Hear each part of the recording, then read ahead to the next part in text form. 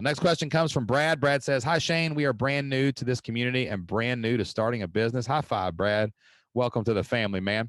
We are in the stage of exploring our new ideas. Started out with the idea to help and show other families how to start homeschooling, but found there is not a lot of searches in that category. That is not true. But it seems like there's more and more families looking for homeschool programs. There are over 2 million kids homeschooling, and you got to search for the right things. People look for things like homeschool curriculum, math curriculum for homeschool, preschool homeschool curriculum. Type in homeschool curriculum and you'll see there are tens of thousands. I've done the research on this because I'm about to launch a homeschool site. It's all about history lessons. I've got a history curriculum for homeschoolers. It's going to be called the Patriot Curriculum.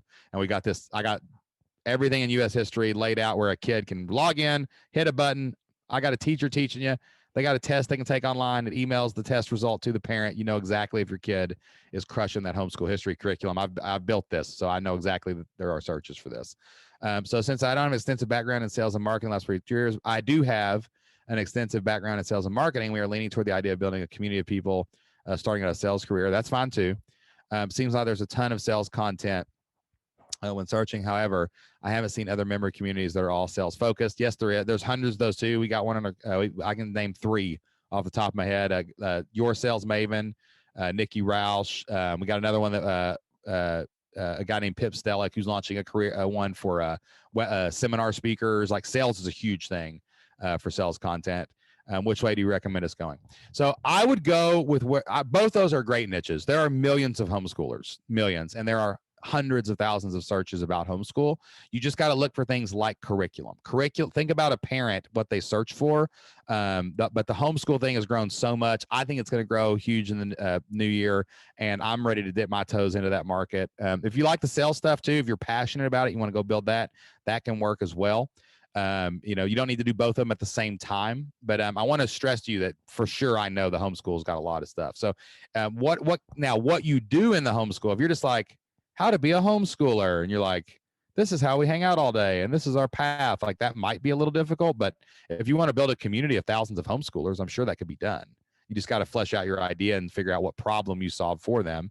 Same thing with the sales thing. If you want to serve salespeople and you have that experience in the sales thing, how are you going to solve their problem? You need to go watch the product course inside the Flip Lifestyle Blueprint when you pick one of these ideas so that you can figure out what problem you're going to solve for them.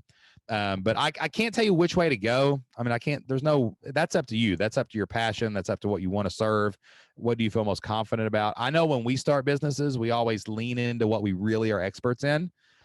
Just kind of doing homeschool. Maybe we're not as big an expert, but like you've got 20 years of sales experience. That does sound like you could really help people. But what kind of sales?